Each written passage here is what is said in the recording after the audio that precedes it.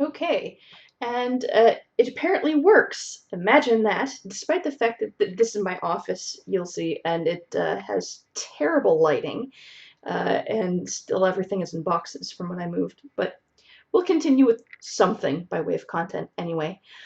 So, the dead shrew theory of love.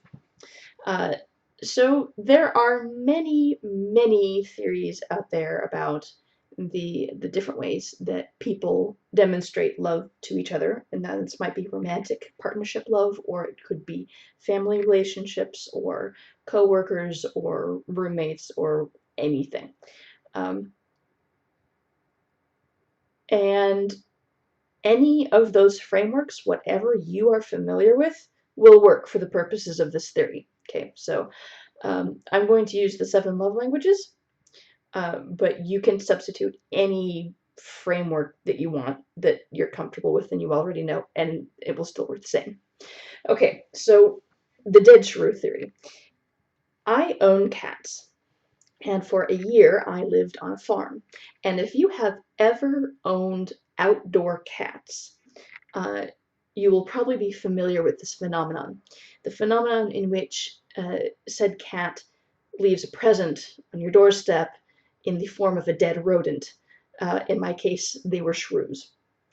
And the cat is inordinately pleased with itself for having brought you this generous and magnificent present. And in fact, it's so impressed with itself that it then requires you to recognize the magnificence of this gift. So, meanwhile, you're looking at this shrew in the throes of rigor mortis. It's kind of cute, actually. It has got a little look on its face, but still, it's also quite repulsive. And you're thinking, "Oh, cat! I wish you'd just eaten it or buried it or something." Meanwhile, the cat's going, "Praise me," because that's to the cat.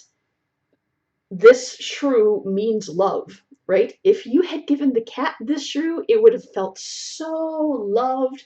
It would have felt that you understood it and you care for it and everything is well with the world.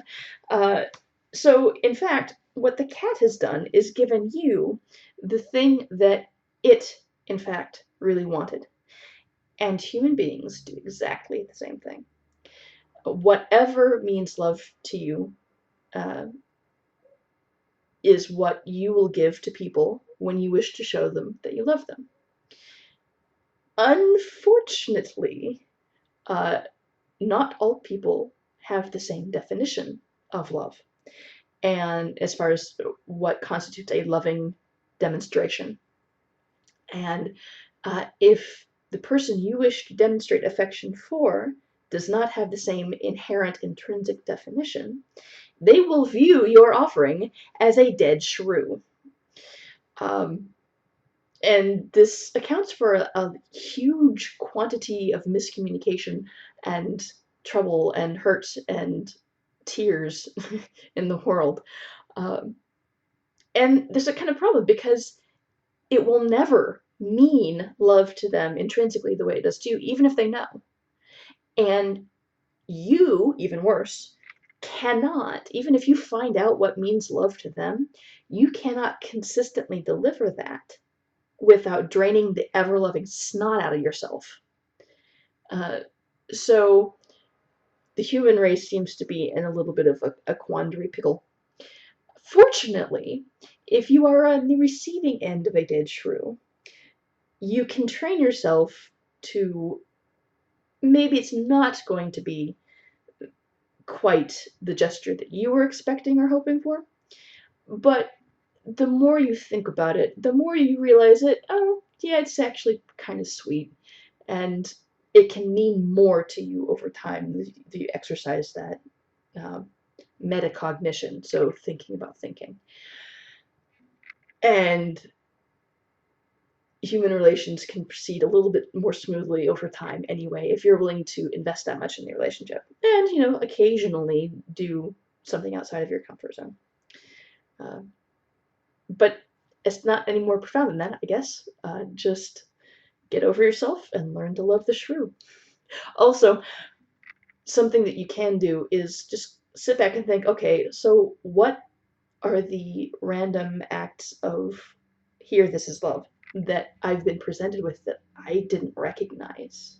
And you might notice that more people have been trying to demonstrate their sincere regard for you than you had previously suspected. And that could make your life better. So, this would be the simple inaugural installment of I Have a Theory. Next time, look forward to Schrodinger's love and the origin of animal sacrifice. Not related, but hopefully in a better lit condition.